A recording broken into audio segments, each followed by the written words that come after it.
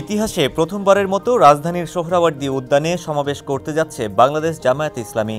আগামী ১৯ জুলাই অনুষ্ঠেয় এ জাতীয় সমাবেশকে ঘিরে চলছে জোর প্রস্তুতি।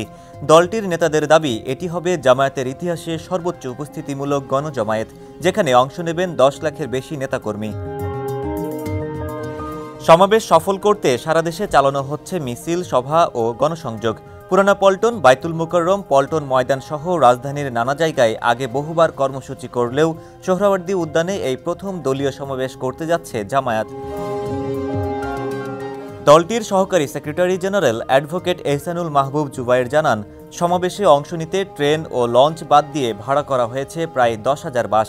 উপস্থিতির লক্ষ্যমাত্রা ১০ লাখের বেশি। শৃঙ্খলা বজায় রাখতে দায়িত্বে থাকবে ৬,০০০ স্বেচ্ছাসেবক।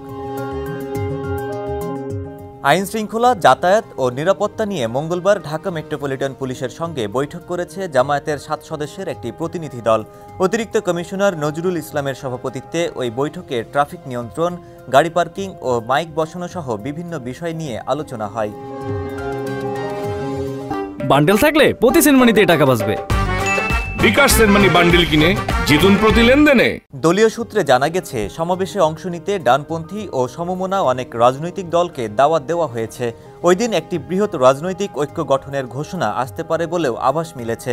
ইসলামী আন্দোলন বাংলাদেশ, জাতীয় নাগরিক পার্টি, গণ অধিকার পরিষদ সহ জুলাই অভ্যুত্থানের পক্ষে থাকা বেশিরভাগ দলকে আমন্ত্রণ জানানো হয়েছে। তবে দীর্ঘদিনের জোটসঙ্গী বিএনপিকে এখনও আনুষ্ঠানিকভাবে দাওয়াত দেওয়া হয়নি, যদিও প্রক্রিয়া চলমান রয়েছে বলে জানিয়েছে জামায়াত। হাসানুর আরিফিন, সমকাল।